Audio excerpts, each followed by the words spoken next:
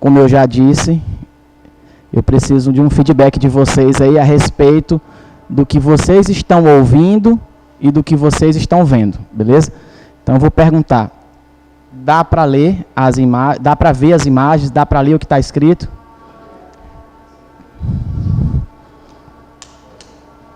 Vocês acham que assim fica melhor? Deixa eu ligar só a outra aqui.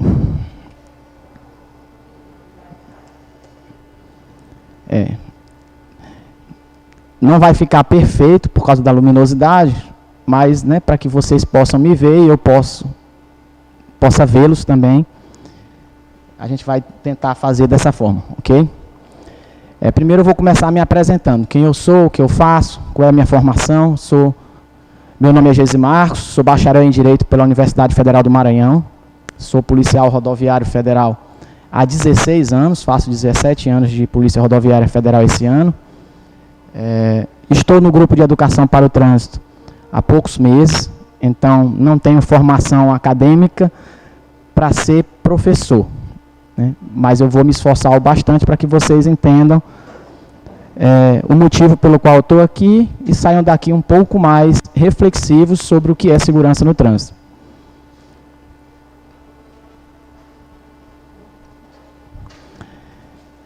Hoje a gente vai falar um pouquinho da importância que o trânsito tem nas nossas vidas e dos cuidados, alguns cuidados que nós devemos ter para que nós não estejamos a cada dia, a cada momento, nos expondo e expondo terceiros a um risco desnecessário. Mas a gente tem consciência que nem a PRF e nem vocês serão absolutamente perfeitos e impecáveis, principalmente no quesito trânsito. O que a gente espera alcançar aqui hoje, né, é uma reflexão sobre a importância de nos preocuparmos sobre esse tema. Ok? A gente vai começar com um conceito, para que nesse conceito a gente tire algumas informações. O Código de Trânsito Brasileiro, que é de 1997, entrou em vigor em 98, ele traz uma definição para trânsito. E eu vou ler essa definição e a gente vai discutir um pouco. A utilização das vias por pessoas, veículos, animais, isolados ou em grupos, conduzidos ou não, para fins de circulação, estacionamento, parada, carga ou descarga. Ok? Por que esse conceito é importante? Porque ele nos traz algumas lembranças. Eu não preciso estar conduzindo um veículo para que eu seja um personagem importante nessa vida do trânsito. Eu, como pedestre, eu tenho importância e tenho também responsabilidades. Eu, como ciclista, como motociclista, como condutor de automóvel, ou condutor de veículo de carga, ou condutor de um veículo de tração animal, vou, utilizando vias, estar inserido no contexto de trânsito. E se eu estou inserido no contexto de trânsito, eu preciso estar preocupado com a minha segurança e com a segurança de terceiros. Hoje a gente vai tentar discutir um pouco sobre duas coisas importantes: percepção de risco e comportamento de risco. Eu não estou aqui para condenar, julgar ou até mesmo apontar o dedo para ninguém. Vou mostrar para vocês que trânsito não é uma responsabilidade apenas dos condutores, dos pedestres, ela é uma responsabilidade da sociedade, do Estado e do indivíduo. É uma responsabilidade solidária para todos nós.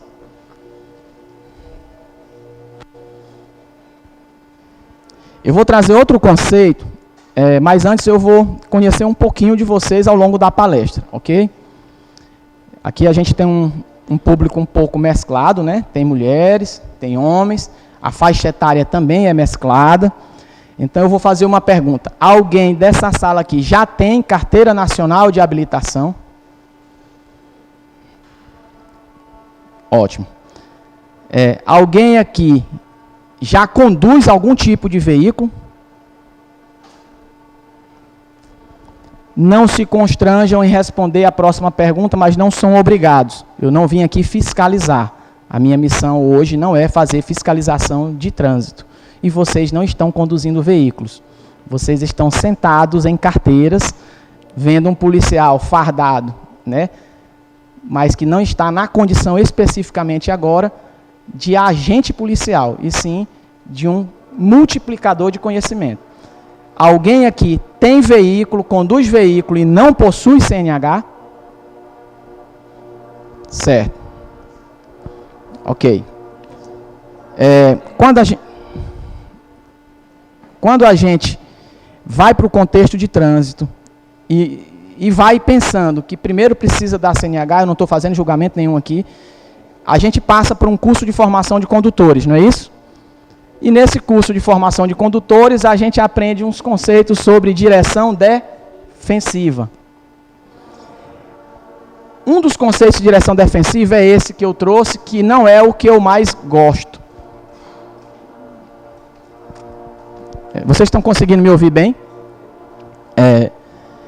Esse conceito diz o seguinte: o que é direção defensiva, né? Parece conversinha que a gente sempre rejeita, né? Quem fez aquele curso de formação de condutores, né? No meu tempo era assinatura, o cara assinava e saía, né?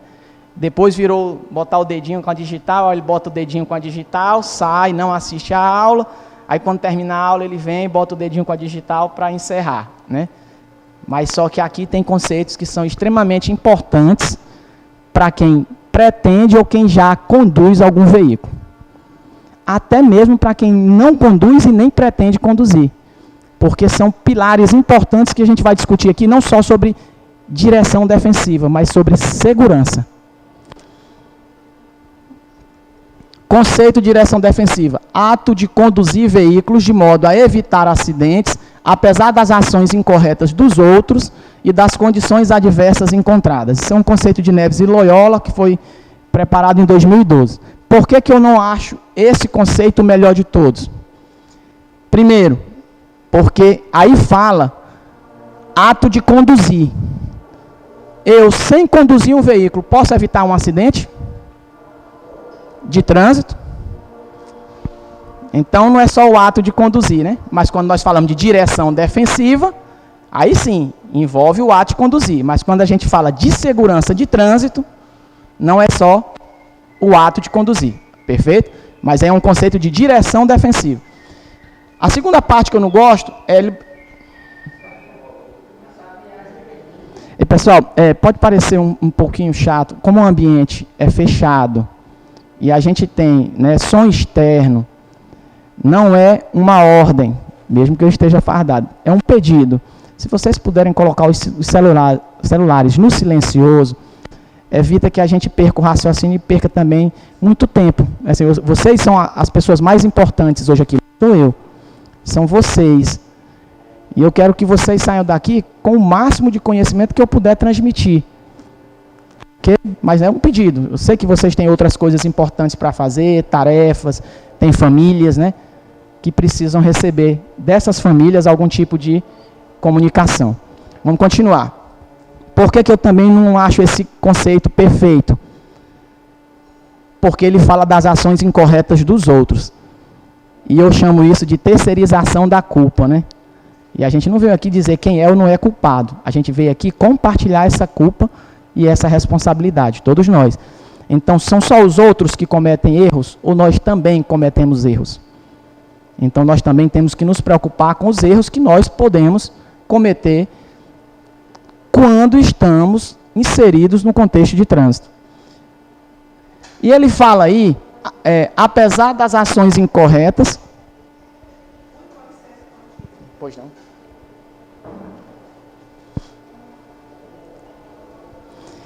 Ele fala aí, apesar das ações incorretas, e a gente já complementou que não são só dos outros, são de todos nós, né? A gente não vai terceirizar, a culpa é do outro, a culpa pode ser de todos nós, a responsabilidade é toda nossa. E ele fala de condições adversas. Alguém pode citar para mim, ou tentar explicar para mim, o que vocês entendem por condições adversas?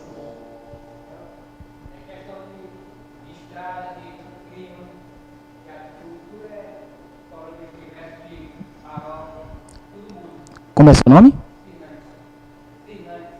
Cirlanes, muito obrigado. É exatamente isso, só que a gente vai complementar. Quando a gente fala de condições adversas, são condições contrárias à nossa segurança. E elas podem ser condições adversas do condutor, condições adversas do veículo, condições adversas da via, condições adversas do tempo. Vocês concordam comigo que um condutor com muito sono, ele tem uma condição adversa contra a segurança?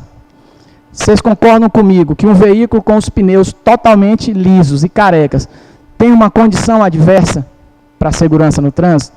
Vocês concordam comigo que uma via sem sinalização e extremamente danificada é uma condição adversa para o trânsito? A ausência de uma faixa de pedestre, por exemplo, né? A ausência de uma faixa que separa as faixas de rolamento, né? Alguém já viajou aqui em rodovia federal que estava em obra e não tinha aquela faixa central? A gente perde um pouco a percepção, né, de espaço, principalmente à noite. E nós temos também as condições adversas do tempo. Dirigir sob chuva intensa é o mesmo que dirigir em sol claro e aberto? Não. A capacidade de frenagem do veículo com uma pista molhada é a mesma capacidade de frenagem do veículo com uma pista seca? Se essa pista for de asfalto ou for de pissarra, muda também? Tudo isso é condição adversa que a gente, quando inserido no contexto de trânsito, precisa se preocupar. A direção defensiva ela tem 5 pilares importantes que eu vou trazê-los aqui rapidamente para vocês. Conhecimento, atenção, previsão. Vocês estão conseguindo me acompanhar? Ó, conhecimento. No trânsito, qual seria esse conhecimento? Conhecer a legislação de trânsito é importante? Se eu estou conduzindo um veículo e eu consigo identificar o que a sinalização de trânsito me diz, é importante? Se eu conheço tudo isso, mas eu não estou atento ao trânsito, ainda assim eu estou em risco? Se eu tenho conhecimento, eu tenho atenção, mas eu não consigo ter a capacidade de prever o que pode acontecer no contexto do trânsito, como por exemplo, alguém se aproxima de uma faixa de pedestre e eu estou conduzindo o meu automóvel. Eu posso prever que esse alguém vai atravessar a faixa de pedestre? Entendam? Não se pede que o condutor tenha bola de cristal. Previsão não é exatidão. Previsão é uma possibilidade, é uma alternativa. Mas se eu como condutor, essa pessoa pode estar indo só vistoriar a faixa de pedestre, mas não atravessá-la? Pode. Mas eu como condutor de automóvel, ao ver alguém se aproximar de uma faixa de pedestre, eu posso adotar uma conduta mais segura? Como, por exemplo, reduzir a velocidade ao me aproximar e até mesmo parar na faixa, mesmo que ele não vá passá-la? Por quê? Porque se ele decidir não passar pela faixa, eu só reinicio o meu deslocamento. Ele ficou seguro e eu também. E se ele realmente for atravessar a faixa, ele vai atravessar a faixa em segurança porque percebeu que a sua vida está mais segura com o automóvel parado. Mas nós temos que fazer tudo isso, nós temos que ter conhecimento, nós temos que ter previsão e atenção para que nós possamos fazer uma tomada de decisão. Vocês lembram que eu disse que ele pode atravessar ou não a faixa? São alternativas, né? Se eu conheço as alternativas, eu posso ter uma tomada de decisão mais acertada. Se eu não conheço as alternativas, como eu posso tomar a decisão? E por final, eu pergunto para vocês, se eu tenho conhecimento, se eu tenho atenção, se eu consigo prever os resultados possíveis, se eu tomo uma decisão, mas ao tomar a decisão eu não tenho habilidade, eu estou seguro? Eu identifico que eu preciso inserir um quadro na parede da minha casa, certo?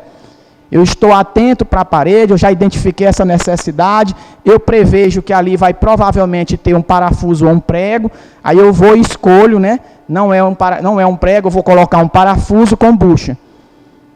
Eu prevejo que vou precisar de uma furadeira. Eu não sei manusear a furadeira.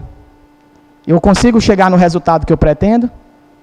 Não. Então não adianta nada eu estudar toda a legislação de trânsito, eu estar sempre atento, eu ter previsibilidade do que pode acontecer, e eu tomar a decisão se eu não tiver habilidade. E essa habilidade, no contexto de trânsito, ela é refletida num documento que chama-se Carteira Nacional de Habilitação ou Permissão para Dirigir. Volto a dizer, eu não vim aqui julgar ninguém, eu vim aqui trazer conhecimento. Alguém aqui é profissional de saúde? Técnico de enfermagem, enfermeiro, médico, odontólogo? Tem alguém aqui? Como é seu nome, por favor? Dona Carliane, qual a sua formação? A senhora é enfermeira, certo. Se eu dissesse para a senhora agora que eu estou com apendicite já diagnosticada, a senhora faria a cirurgia de retirada do meu apêndice? A senhora, como enfermeira, faria? Mas a senhora se acha competente naquilo que a senhora faz?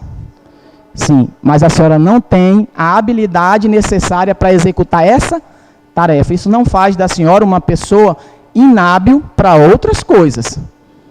Mas para essa tarefa, o Estado reconheceu que é um ato cirúrgico, que em tese, nesse momento, só pode ser realizado por um médico, de preferência cirurgião, não é isso? A senhora, se invertermos a situação, e eu vou inverter agora para todos vocês, alguém aqui se submeteria a uma cirurgia plástica, vou falar no caso das mulheres, por exemplo, de implante de silicone, no caso dos homens, de, por exemplo, reconstrução facial, uma cirurgia plástica. Alguém se submeteria a essa cirurgia com um engenheiro? Não, né? Por quê? Porque vocês esperam que seja um médico e vocês reconhecem esse médico através de quê? De um CRM, não é? Do Conselho Regional de Medicina. Mas é garantia que o médico vai fazer perfeitamente? Não, mas a gente tem preferência que seja por ele. Por quê? Porque o Estado, a sociedade e nós mesmos reconhecemos que ter aquele documento é importante. Porque ele declara para a sociedade e para o Estado que aquela pessoa está habilitada a realizar aquela tarefa. Vocês conseguiram ocupar meu raciocínio?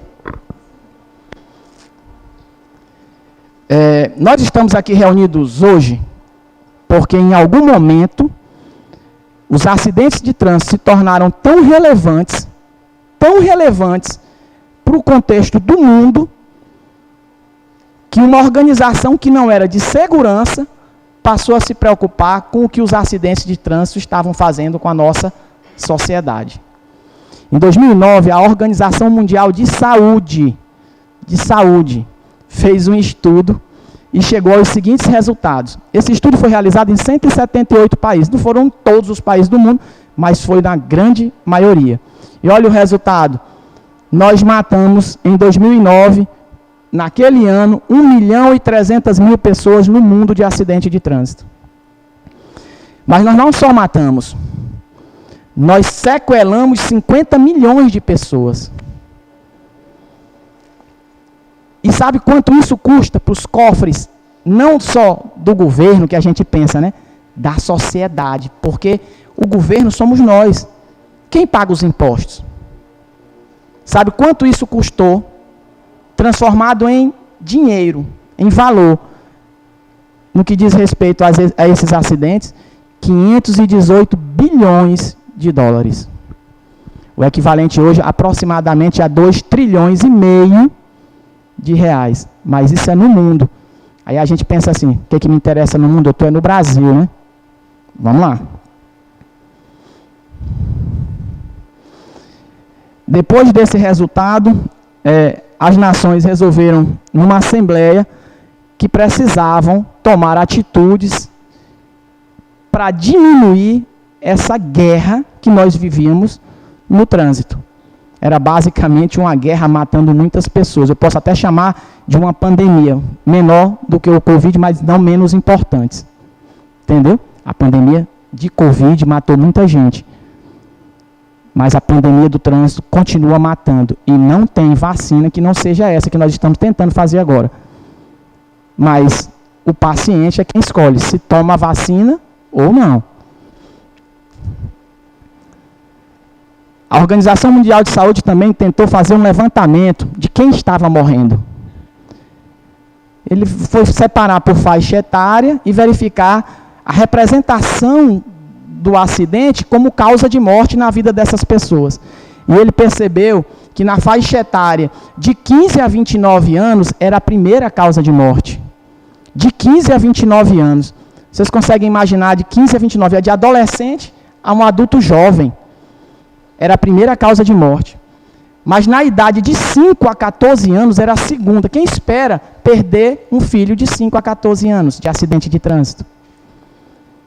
Mas era a segunda causa de morte. Eu não fui analisar calmamente qual era a primeira. Eu suspeito talvez até que seja a fome dos países mais empobrecidos, né? Ou seja, a insegurança alimentar. Aí depois de trânsito. Se a gente não conseguir matar de fome, vamos matar de acidente, né? E a terceira causa de morte entre pessoas de 30 a 44 anos. Pessoal, se a gente pegar de 5 anos, que é a menor idade aí desse estudo, até 44 anos, tem idosos aí? Não, né, a partir de 60. Mas quer dizer que idoso não morre de acidente? Bom dia. Quer dizer que idoso não morre de acidente? Morre também. Entendeu? Só que para os idosos, outras causas também são muito mais relevantes. Então, para idosos, não é a causa mais importante. Mas não quer dizer que a gente pode sair por aí negligenciando a segurança e o cuidado com os nossos idosos. Mas eu vou trazer outra reflexão sobre esses dados, porque números são frios. Mas quando a gente analisa ele com humanidade, a gente começa a entender a importância desses números. Quando a gente envelhece... Aqui alguém quer aposentar depois que envelhecer? Né? Para aposentar, a gente precisa ter jovens trabalhando, produzindo riqueza, para que nós possamos usufruir o nosso direito, conquistado com muito suor, não é isso? Nós passamos a vida trabalhando para que nós pudéssemos envelhecer e ter alguma renda. Mas essa renda é uma produção de riqueza do país inteiro. E se a gente não tem mão de obra jovem suficiente para produzir riqueza, para também cuidar dos nossos idosos?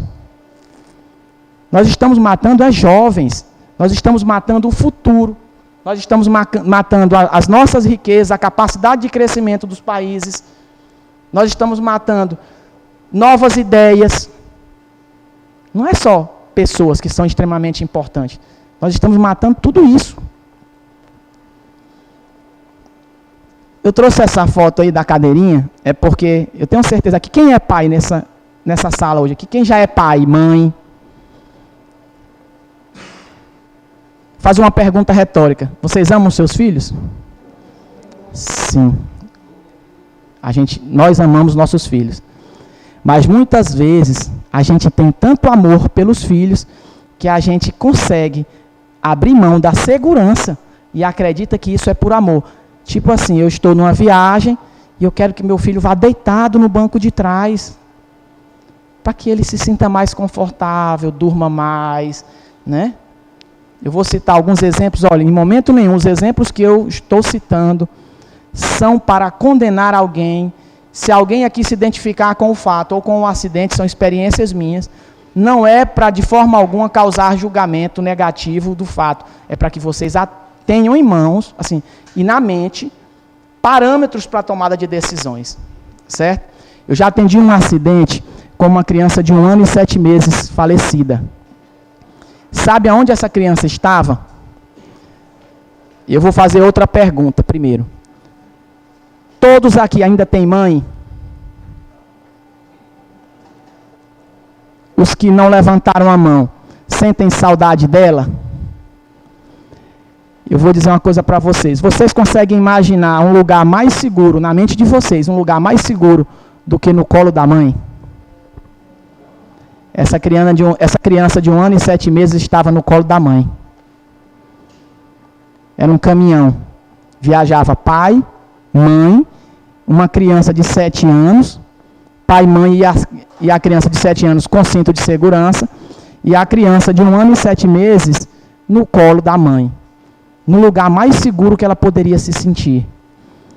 O caminhão tombou, a criança escapuliu do colo da mãe, foi para a parte externa do veículo e quando o veículo tombou, esmagou a criança.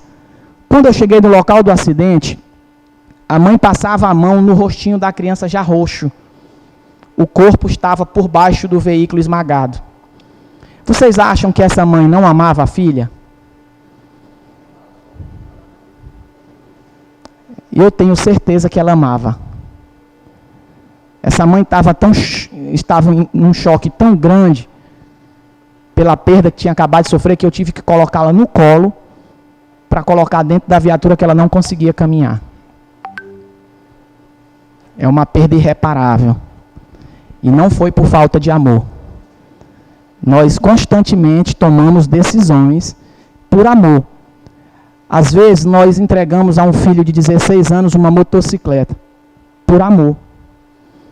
Um automóvel por amor. Um caminhão por amor. Eu quero que ele aprenda o mais rápido possível a dirigir um caminhão para ele conseguir um emprego logo. A gente, por amor, pode tomar decisões equivocadas. Eu sempre digo que amor sem disciplina pode ser algo muito perigoso. Eu poderia citar inúmeros outros exemplos de acidente. Vou citar só mais um. Uma mãe, enfermeira, retornava de uma cidade do Maranhão e se deslocando sentido Imperatriz, capotou o veículo. A filha de 10 anos dormia no banco de trás. Ela estava de cinto, não teve nada, assim como aquela família do caso anterior, e a filha de 10 anos foi sacada para fora do veículo, quebrou o pescoço, ou seja, a coluna cervical, e faleceu. Olha, pessoal, eu não vim aqui fazer o que os pais às vezes fazem com a gente, criando monstros que não existem. Do tipo, olha, se tu não comer essa comida toda, vai entrar um bicho-papão pela janela de noite e vai comer os teus pés. Esse monstro a gente hoje, adulto, sabe que não existe. Esse monstro que eu estou mostrando para vocês, ele é real. Ele existe. Ele não é algo da minha cabeça e não é terrorismo para que vocês simplesmente saiam daqui pensando, rapaz, esse cara veio me causar terror. Durante toda a minha palestra, vocês não verão vídeos de acidentes. Mas a minha experiência, muitas vezes, vai ser transmitida para os senhores e para as senhoras, para que vocês entendam a importância de nos preocuparmos, todos nós, com a vida daqueles que amamos e às vezes nem conhecemos. Porque esse que a gente não conhece, tem alguém que também o ama. Mortes no Brasil. A gente não estava falando, né? No Brasil também foi feito alguns estudos. Percebeu-se, por exemplo, que de 96 a 2010, nós conseguimos reduzir as mortes de pedestres em 51%.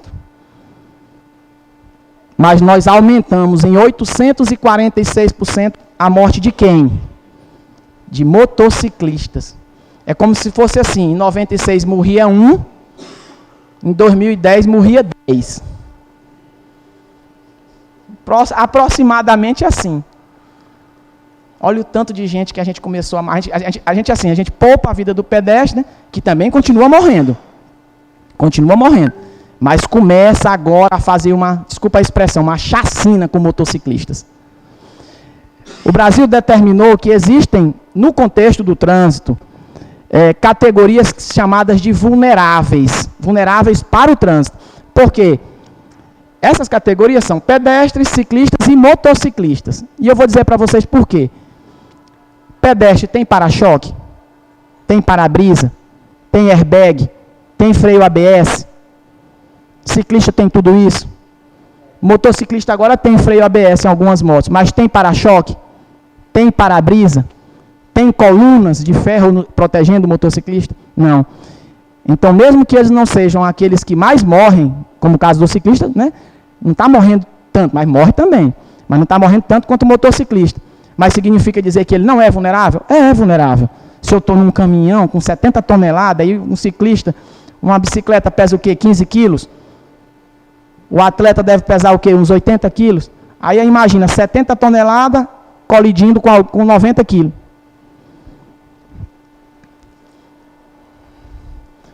O Brasil ficou, durante todo esse tempo, variando ali nessa competição ruim. Eu chamo de competição ruim. Sempre entre o 4º e o 5º lugar do mundo. Mas não é em desenvolvimento, não é em economia, não é em elevação de riqueza. É em quê? É em morte no trânsito.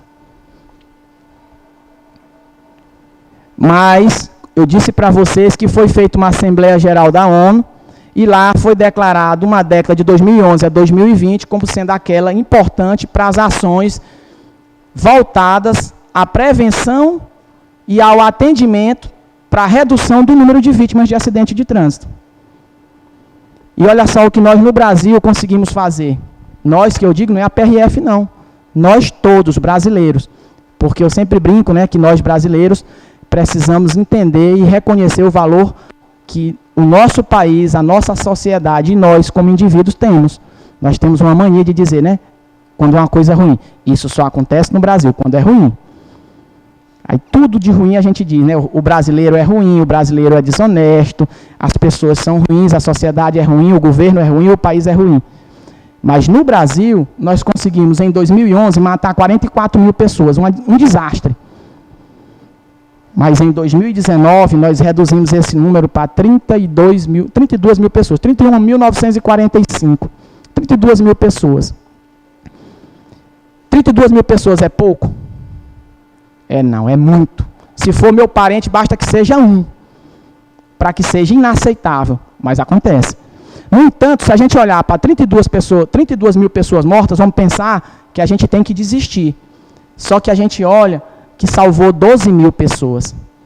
Agora, se o meu parente ou de vocês estiver entre esses 12 mil que foram salvos, a gente concorda que esse número é importante, não é? Nós conseguimos reduzir de 2011 para 2019, 28,43% aproximadamente no número de mortes no Brasil. Mas no mundo, nós tínhamos 1.300.000, tínhamos uma previsão de 1.900.000 em 2020, e em 2019, salvo engano, ou 2020, morreram 1.350.000. Ou seja, no mundo aumentou, no Brasil diminuiu. Mas no mundo aumentou 50 mil. Não chegou na previsão escandalosa de 1.900.000. Mas também não chegou na nossa meta. Qual era a meta estabelecida? 50% de redução. No Brasil, a gente gasta por ano 50 bilhões de reais com acidentes de trânsito. Alguém se arriscaria a dizer quantas escolas tem em Ribamar, aqui em Ribeirãozinho, aqui em Governador de São Lobão? 18 escolas. Em média, quantos alunos por escola? 500 alunos, 300? Vamos considerar uma escola para 300 alunos. Dona Carmen, quanto a senhora, não precisa ser exato, quanto a senhora arriscaria que o município gasta ou gastaria para construir uma nova escola com 300 alunos, para receber 300 alunos, ou uma creche para 300 crianças? Quantos milhões? Para construir? 10 milhões, né? Vamos calcular agora aqui. Nós jogamos no lixo, então, considerando o valor que a dona Carmen disse, de 10 milhões de reais para a construção e manutenção de uma escola ou uma creche, 10 milhões, não foi? Nós gastamos 5.000 escolas dessas por ano. 5.000 escolas dessas nós jogamos no ralo por acidente de trânsito. Vocês conseguem entender? Alguém aqui tem filho que às vezes precisou de uma creche para poder ir trabalhar? E não havia, às vezes, a creche?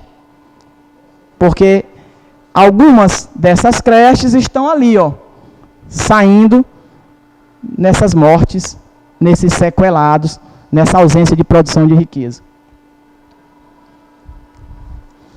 Mas vejam só, mesmo reduzindo 12 mil mortes, em 10 anos, né? Mas considerando mortes por ano. Então não foram 12 mil salvas em 10 anos, foram 12 mil salvas naquele ano. Olha só o que aconteceu no meio da pandemia.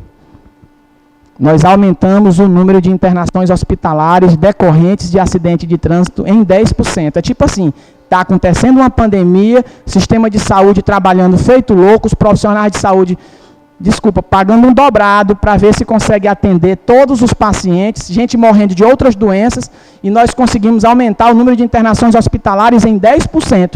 Era mais ou menos assim, nós ocupávamos 10 leitos, e mesmo durante a pandemia, em 2021, agora nós vamos ocupar 11.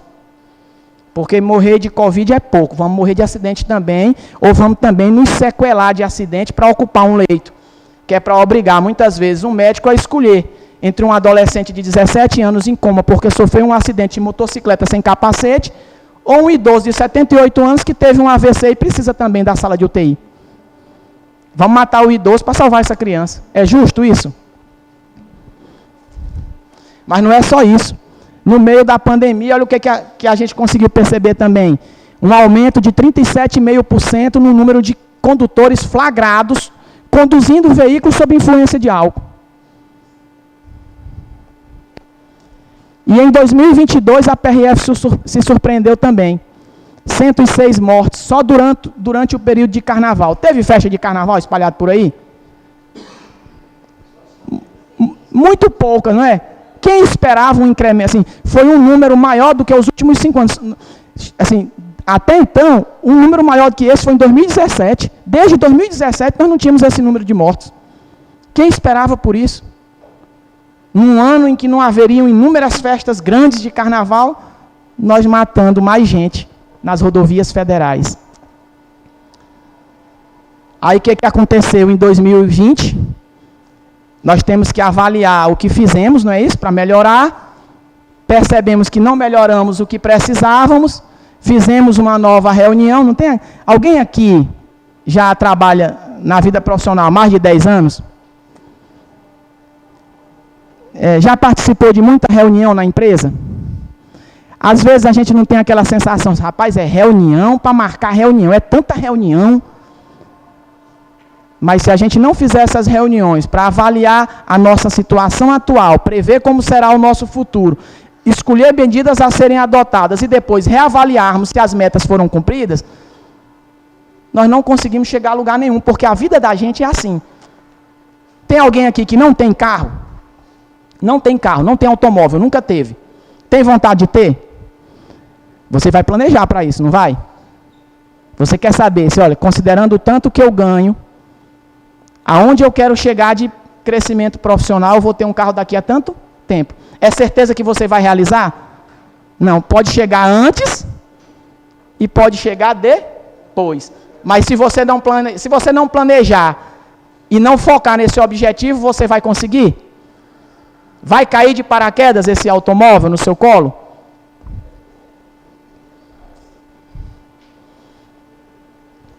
Foram feitas novas recomendações, novas tratativas, aquilo que a gente pode fazer, e no Brasil criou-se o Plano Nacional de Redução de Mortes e Lesões no Trânsito, chama Penatrans. Ou seja, nós reduzimos 28,3%, mas isso não é o suficiente. Nós queremos reduzir ainda mais. E verificou-se que existem pilares importantes a serem trabalhados por todos, Estado, sociedade, empresa. Gestão de segurança no trânsito, segurança das vias, segurança dos veículos. Vocês concordam que a indústria automobilística não faz parte do governo? Não é um ente estatal. Mas ela pode contribuir para a redução dessas mortes? Com tecnologia nos novos veículos, que tragam mais segurança aos condutores e aos outros envolvidos do trânsito? Então, essa ideia de que a responsabilidade é só do governo, a responsabilidade é só do condutor individual, não é. É de todo mundo, inclusive de uma indústria que tem como principal objetivo o lucro. Mas ela também pode ser um personagem importante na prevenção e na redução de acidentes. Educação no trânsito. Alguém já teve a oportunidade, há 10 anos atrás, de assistir uma palestra de trânsito feita por um policial, há 10 anos atrás? significa dizer que ser policial não é só, e somente só, meter a caneta, né? Prender. O que eu estou fazendo hoje aqui não é prender, não é dar multas, né? Não é interromper a viagem dos senhores, apesar de vocês estarem aqui sentados, são voluntários, não é isso?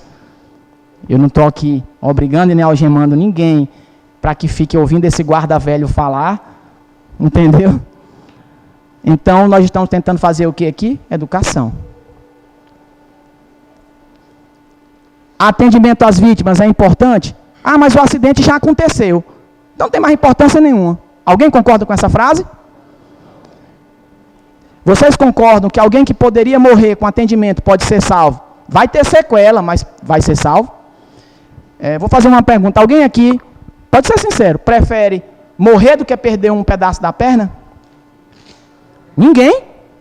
Eu também não. Eu prefiro perder. Mas eu prefiro não perder nada. Mas se eu não tivesse o SAMU, muitas vezes, eu perderia a vida. Aí o SAMU me socorre e eu perco só a perna. Depois que a gente escapa disso, a gente vê assim, rapaz, graças a Deus que tinha SAMU. Mas é perfeito? Não. Tem servidor público aqui nesse contexto? Vocês são perfeitos? Nós temos sempre os melhores recursos, os melhores salários, as melhores ferramentas para o nosso trabalho, mas isso é desculpa para nós não fazermos o nosso melhor? Não será desculpa nunca. Nós, como servidores públicos, temos responsabilidades. Então, a gente tem que criticar enquanto sociedade, tem que criticar e critiquem, mas a gente tem que reconhecer quando o resultado podia ainda ser pior. Eu vejo muita gente criticar o SAMU quando a gente percebe claramente que atendimento às vítimas pode reduzir significativamente a sequela. O cara que ia perder a perna, às vezes não perde nada. Porque o atendimento foi rápido o suficiente para aproveitar até o membro. E por fim, aquilo que no Brasil é muito comum, norma e lei, né? Normatizar mais, fiscalizar mais. Ou seja, lei e caneta. Pessoal, vocês querem interromper, descansar um pouco, levantar, beber uma água? Querem fazer uma interrupção? Vamos lá. Com base no que eu disse, nós definimos algumas diretrizes para um trânsito seguro. Diretrizes que são responsabilidade do poder público, diretrizes que são responsabilidade da sociedade. Do poder público, engenharia, educação, fiscalização, legislação e atendimento. Poder público. Alguém aqui está legislando, criando lei, vocês? Não, né? É o poder público quem faz isso, nos representa e faz. E da sociedade? Segurança veicular, mas é com tecnologia na segurança do veículo? Não. É verificando os itens de segurança do veículo se estão em condições adequadas para ofertar o que ele propõe, que é segurança. Se eu não olho se o meu pneu está careca, como é que eu quero ter um veículo seguro? Se eu não olho se o meu farol está hábil, está funcionando, como é que eu quero conduzir na estrada? Se eu não vejo que a lanterna está queimada, como é que eu espero estar conduzindo um veículo à noite sem ser colidido atrás? Se o farol está ruim, como é que eu espero não bater num animal? Aí você me pergunta, mas o animal não devia estar lá. E você quer morrer certo? O animal está errado e você está certo, mas você quer morrer? Não.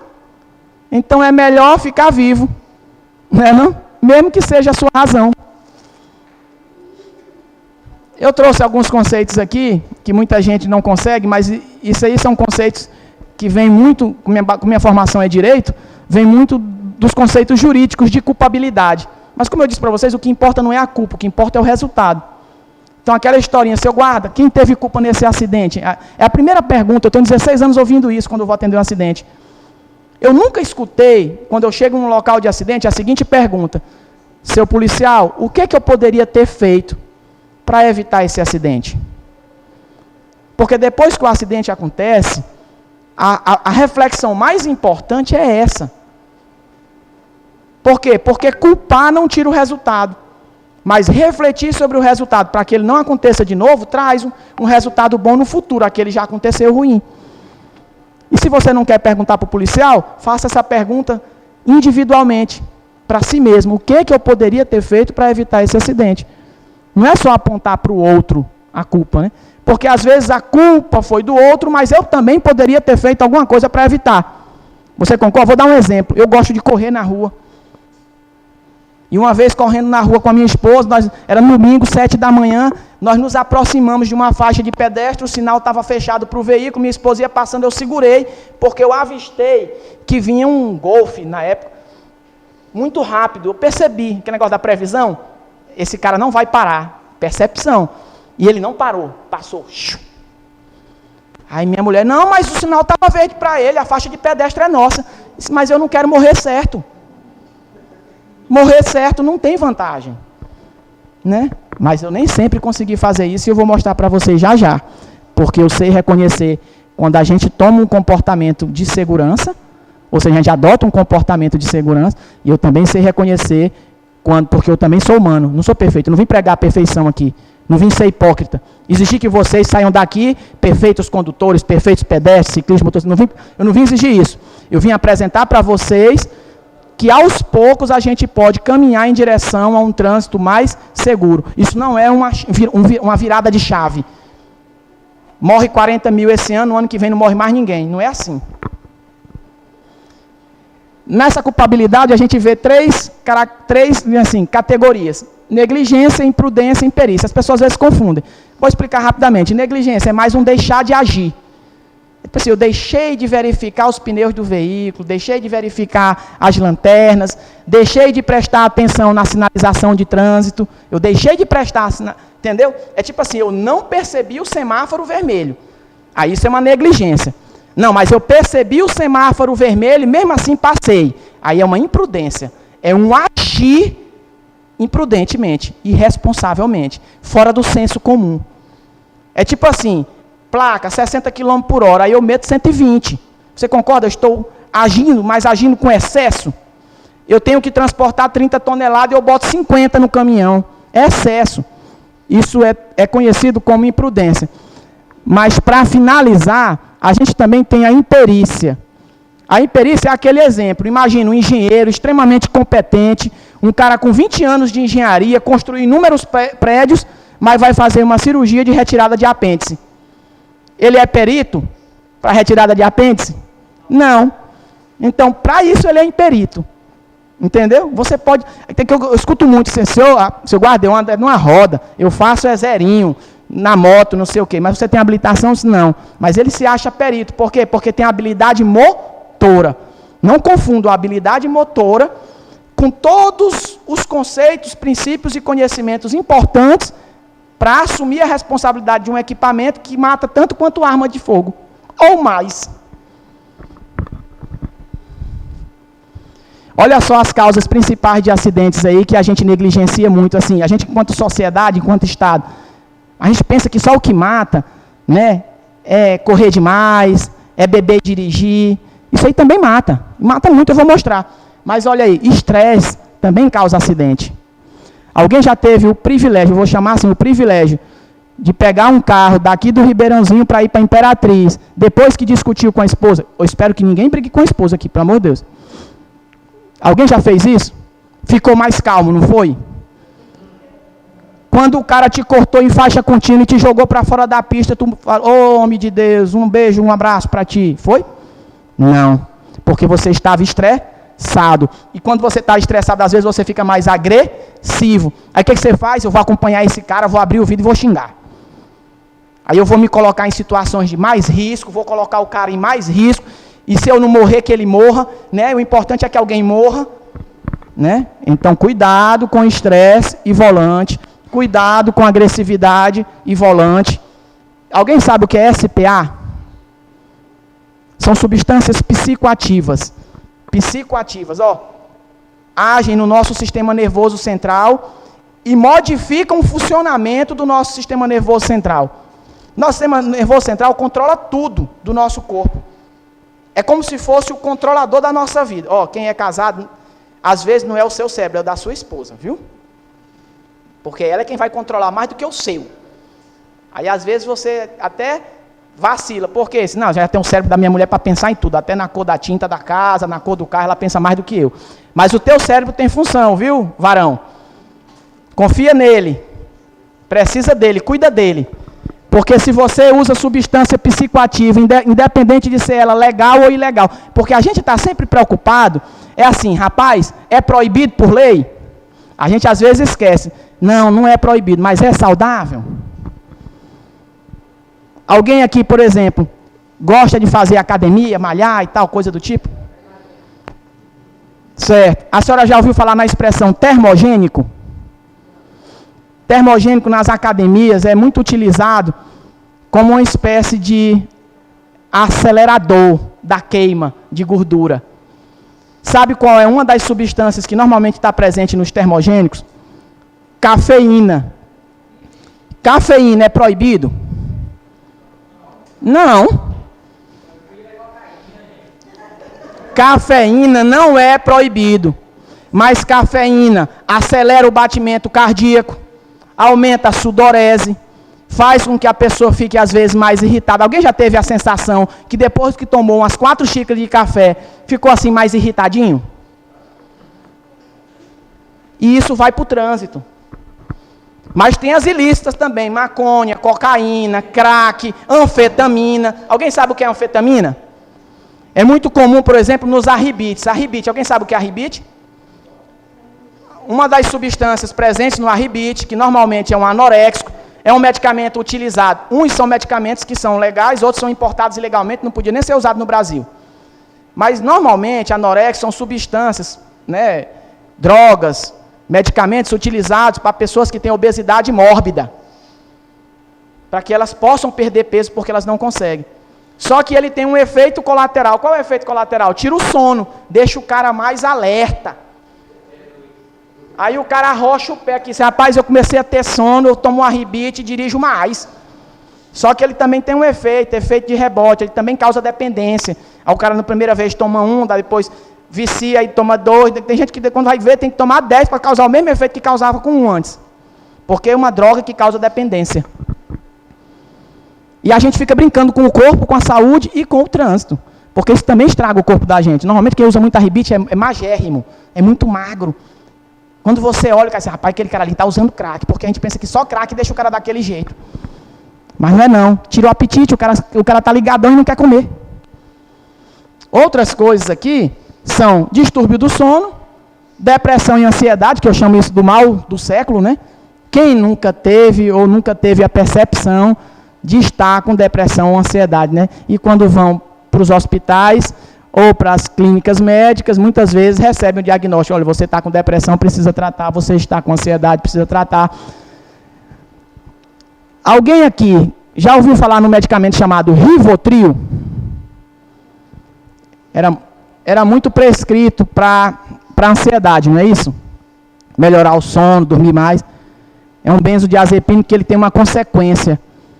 Ele te dá sonolência. E eu sonolento, dirijo melhor? A minha percepção, a minha capacidade de reação, a minha percepção de risco melhora? Não, piora. Eu pioro a minha percepção de risco, termino fazendo o quê? Adoto um comportamento de risco. Dor. Quem imaginava, né? Dor pode causar acidente? Pode. Alguém aqui é motorista de ônibus ou caminhão? Você já fez esse movimento?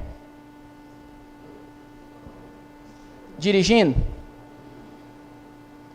E aquela olhada para baixo e ajeitada na lombar. E quando você faz isso, você está atento ao trânsito? Alguns estudiosos dizem que nós temos em torno de 2 a 3 segundos, para percebermos o risco, avaliarmos, tomarmos uma decisão e essa decisão ser eficiente. De 2 a 3 segundos. Aí eu vou falar de outra coisa agora.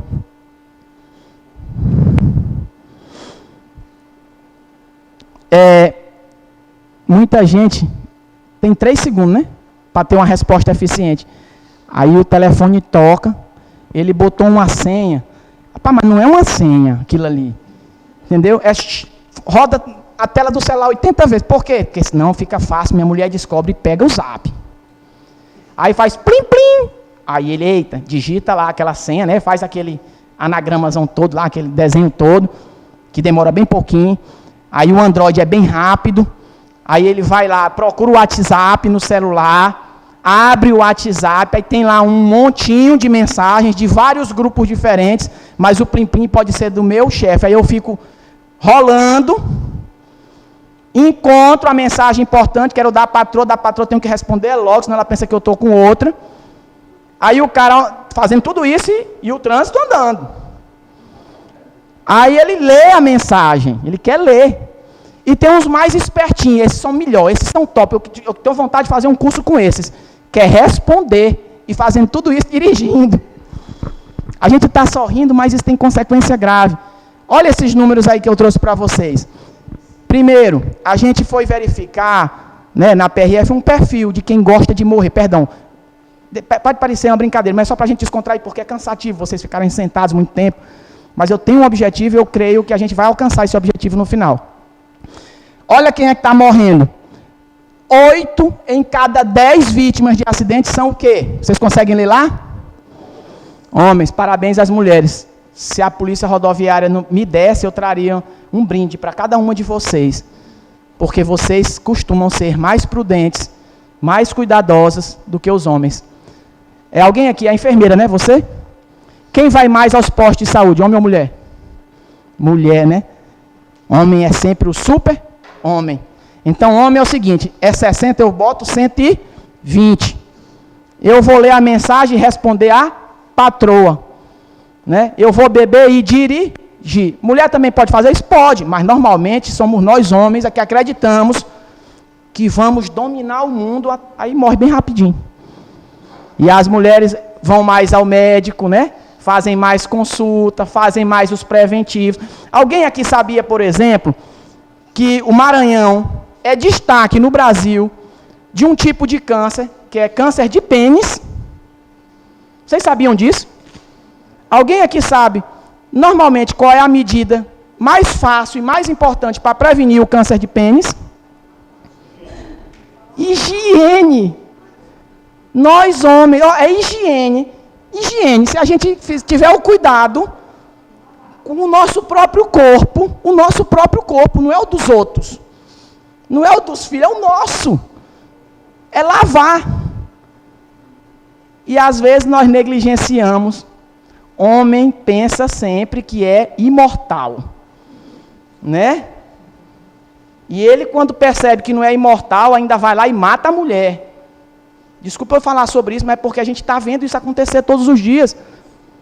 Eu matei uma mulher que eu amava, grávida de um filho, uma filha minha. Ela estava grávida de 7 meses. Já tinha rosto, já se esperava. Tinha feito 9 ultrassonografias em 7 meses. Nós já tínhamos escolhido até o nome. Eu era o condutor do veículo. Então a gente tem a ideia de que só quem morre é homem? Não. Mas nesse caso morreu uma mulher. Mas quem dirigiu o carro? Um homem. Esse era o último exemplo que eu tinha para citar para vocês. É a minha experiência pessoal. Aconteceu há 21 anos atrás. Hoje eu sou um homem casado. Faço 20 anos de casado, agora em agosto. Eu reconstruí a minha vida e sou um homem hoje feliz com a esposa que tenho. Mas lembrem-se, a cicatriz existe quando a gente declina da segurança. Um minutinho. Era de dia. Eu não estava bêbado, não estava com a velocidade acima do permitido para a via. Eu simplesmente olhei para o lado, porque havia acontecido um outro acidente. E o condutor à frente era um caminhão que resolveu também parar para olhar o acidente. Não havia acostamento. Não estou culpando ele porque eu assumi a culpa. Entendam, o veículo que segue à sua frente pode parar a qualquer momento, de forma certa ou de forma errada, mas ele pode parar. Ele parou para olhar o acidente, não era a melhor causa, mas ele poderia empurrar do pé no freio para salvar a vida de uma criança que ia atravessando. Eu que vou atrás tenho que estar preparado para isso. É para isso que existe a tal da distância de segurança. Eu tinha que estar a uma distância de segurança adequada, para ter um tempo de resposta adequado, para meter o pé no freio e o freio responder e eu não colidir. E o resultado disso reflete na minha vida até hoje. Mas é só na minha vida? Não. Da minha futura filha, que virou ex-filha, né? E de toda a família da minha ex-mulher. Muitas pessoas sofrem quando você comete um erro. Aí você diz, seu guarda, você está se culpando. Sim, não é culpa de intenção. É culpa de perceber que nós somos humanos e podemos errar, mas o que eu estou tentando fazer aqui é que vocês não sejam perfeitos, mas que vocês busquem errar menos. E que vocês saiam daqui convictos de que um simples erro, uma fração de segundo, um único vacilo que os senhores derem, pode custar a vida de quem vocês amam. E não tem volta. E mesmo eu não fiquei com cicatriz, exceto alguns arranhões no braço. Porque a colisão atingiu mais o lado dela e acertou a cabeça. Mas a cicatriz que eu tenho não para nunca. Nunca. De me lembrar disso. Mas mesmo assim eu me tornei policial, porque o brasileiro não desiste nunca, eu sou brasileiro. E eu espero que todos vocês lembrem disso. A gente não desiste porque a vida nos traz sofrimento, me trouxe. Ainda assim, eu me casei de novo, ainda assim, eu me tornei policial rodoviário federal e estou há 16 anos vendo essas tragédias acontecerem em outras famílias. E eu estou aqui de pé e vou continuar até meu último dia na Polícia Rodoviária Federal, sabendo que vou ter que lidar com isso. E eu sinto prazer nisso? Não. Eu sinto prazer em ter na minha mente apenas não a certeza, mas a esperança de que hoje, talvez, por uma fração de segundo de reflexão sobre o que eu disse, alguém não morra. E é para me pagar uma conta? Não, porque essa conta é impagável. As pessoas são insubstituíveis. Eu substituí a condição de esposa, mas eu não substituí aquela pessoa na minha vida porque ela era insubstituível. Na minha vida e na vida de todos os seus familiares. Quando vocês estiverem na condução de um veículo, quando vocês estiverem no trânsito, tenham sempre essa percepção. Não percam essa percepção nunca da mente, porque as consequências são graves. 70% das vítimas de acidente, olha quem são, jovens, entre 18 e 34 anos, em plena capacidade produtiva. No Maranhão morrem 18 pessoas por ano a cada 100 mil habitantes. A maioria das vítimas eram quem? Os condutores. No meu caso era a passageira, viu? Então não é só o condutor que morre, mas a maioria é condutor. Aí a gente criou um perfil na PRF. Quem é o morredor? O morredor normalmente é um homem, normalmente é jovem e é um condutor de motocicleta. Tem alguém aqui que se enquadra nesse perfil de morredor? Aí o que vocês vão pensar agora? Rapaz, vamos considerar assim. Como é teu nome? Desculpa. Nilson, você é fumante? Graças a Deus, né? Mas por que você não é fumante?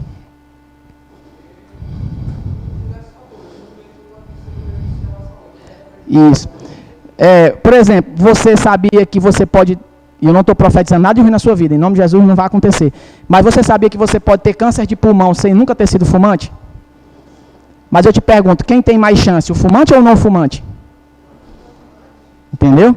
Então agora você está sabendo que a estatística tem uma finalidade. Quer dizer que você vai morrer de acidente de moto? Eu estou profetizando isso na sua vida? Não. Mas quer dizer que você é o cara que eu e todo mundo aqui tem que olhar com cuidado.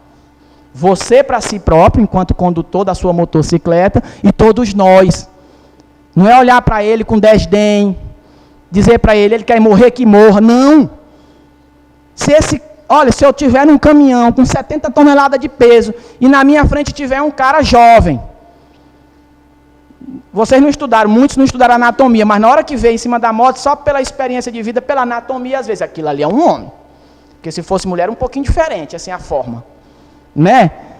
Aí você olha assim, a postura. Olha, o cara não está assim muito arqueado, ele está postura em pé. É jovem. Homem, jovem. Em cima de uma moto, eu estou num caminhão, se eu puder hoje, rapaz, quer saber de uma coisa? Se eu perceber que ele está dando uma cambaleada, eu vou parar. Por quê? Porque às vezes ele quer morrer, mas eu não quero matar, então vou estacionar, vou diminuir, vou frear. Mas às vezes o que eu faço? Eu faço é ultrapassá-lo com aquele vento, jogando ele para um lado e para o outro, e muitas vezes jogando ele para fora da pista. Ele vem no sentido... Alguém aqui é motocicleta, é motociclista e já foi jogado para fora da pista, porque outro veículo decidiu ultrapassar? É bom isso aí? Olha a consequência. Entendeu? Nós, quando condutores de automóvel, de caminhão, nós temos que olhar para esse cara não é com raiva. Não temos que olhar para o Nilson Mar com raiva. Eita, lá vem esses motociclistas. Desculpa os nomes, não estou chamando motociclista de responsável. A sociedade chama. Eita, que motociclista, né? Chama de motociclista, né? Motoqueiro. Eita, que motoqueiro é irresponsável, é não sei o que. Aí fica culpando o cara. Nós temos que salvá-lo. Nós temos que olhar para ele com a percepção de que a segurança dele também depende de nós.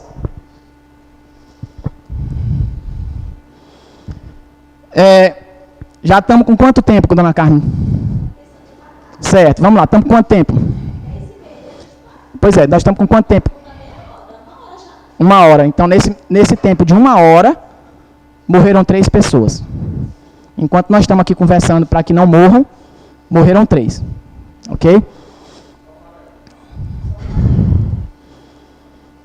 Agora nós vamos falar das principais causas de acidente de trânsito. Eu vou pontuar um pouquinho cada uma delas, para vocês terem uma noção. Mas eu tenho certeza que a maioria de vocês sabe. Excesso de velocidade. Mata. Deixar de usar o cinto de segurança, eu citei um exemplo, não foi, da garotinha de 10 anos. Mata. E eu posso incluir deixar de usar o dispositivo de retenção, conhecido como cadeirinha, bebê conforto, assento de elevação. Por quê? Porque esse é o cinto de segurança dessas crianças, né? Então, quando você vê lá, deixar de usar o cinto de segurança, é também deixar de usar a cadeirinha, o bebê conforto, o assento de elevação. Ultrapassagem indevida, quase faz o senhor de vítima, não é? Não guardar a distância de segurança, olha aqui. Quem conheceu a importância disso? Excesso de carga, porque muda o centro de gravidade do veículo, muda tudo aquilo que os engenheiros pensaram. Ele faz um equipamento para carregar 40 toneladas, o cara bota 70, o engenheiro pensou em 70? As vias pensaram naquele excesso? Não. Sono e fadiga. E olha aí, se isso aí fosse uma lista de ações na bolsa para vocês investirem e ficarem ricos, eu mandava investir tudo nessa primeira aí, ó. Uso do celular, é aquilo que eu falei para vocês. Essa daí eu acho que vai virar a causa mor. Assim, a causa principal.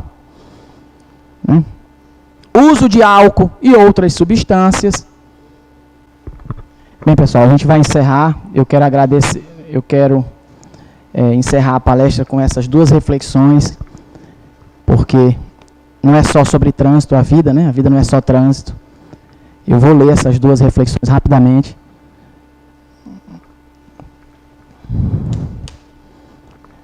Você nunca sabe que resultados virão da sua ação. Mas se você não fizer nada, não haverão resultados. Não somos responsáveis apenas pelo que fazemos, mas também por aquilo que deixamos de fazer. Não esqueçam disso. Essa ideia de que a gente não precisa, ou a gente não pode, ou a gente não quer fazer nada. Eu estou há 16 anos recebendo constantemente o estímulo de que o meu trabalho não serve para nada.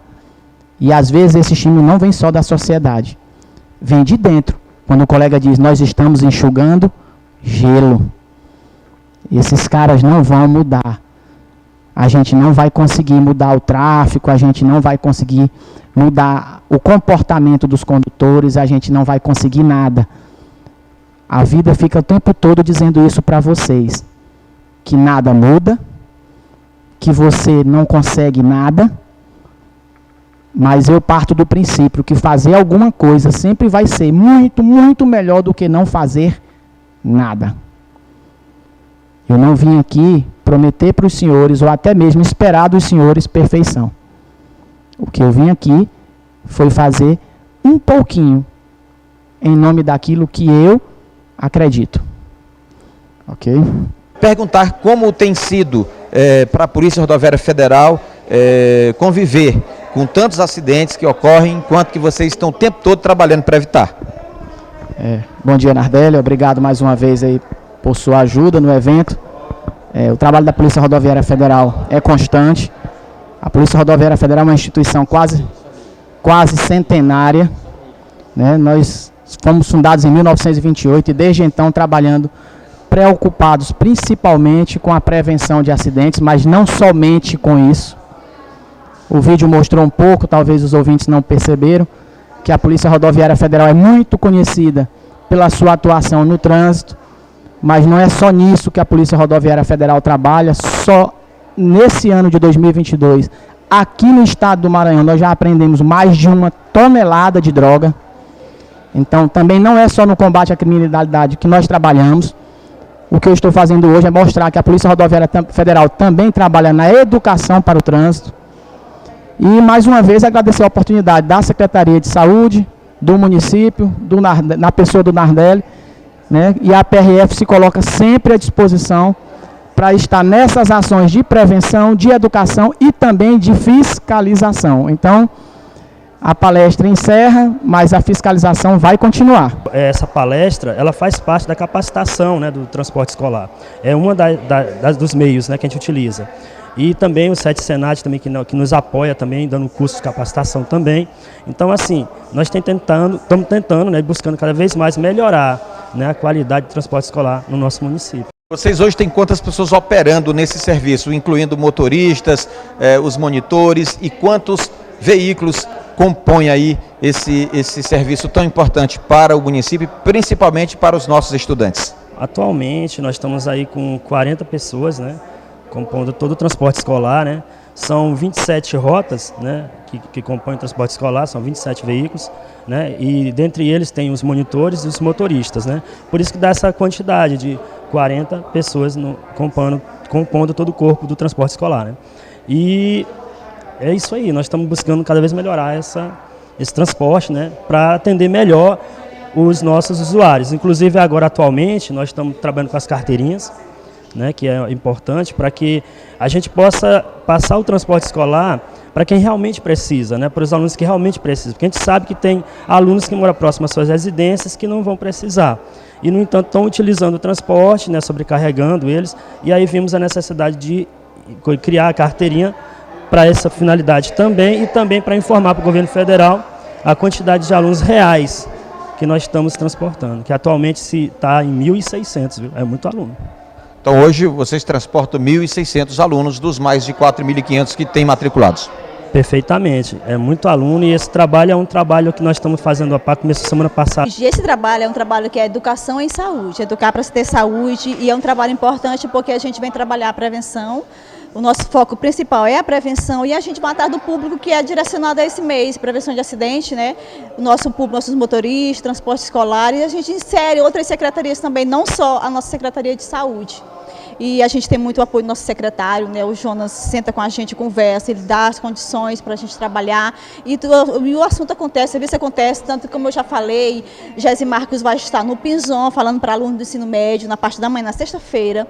A gente vai encerrar esse mês com uma grande blitz lá na BR, ali no ponto de mototáxi, onde a gente vai colocar saúde na rua, vamos estar ofertando todos os nossos serviços com o apoio deles, para levar a mais pessoas essa importância do Maio Amarelo, salvando vidas. E como é que você avalia a palestra de hoje, de participação do público, o nível do conteúdo apresentado? Foi muito bom, eu avalio como sendo muito importante. Jéssica Marcos deu um show na sua apresentação, foi um belo exemplo de vida, e também as pessoas que participaram conosco estão de parabéns, e eu agradeço a cada um, gratidão. Na verdade é muito interessante essas palestras, né? Principalmente relacionado ao trânsito, né? Porque a gente vê que o índice de acidente aí, igual o palestrante estava explicando, que é mais relacionado aos jovens, né? Que pilota moto, entendeu? Aí é muito interessante a gente saber disso e a gente praticar sobre tudo que foi falado aqui na palestra. E está levando conhecimento para outros jovens também, né, da cidade. É muito interessante a palestra, eu gostei muito.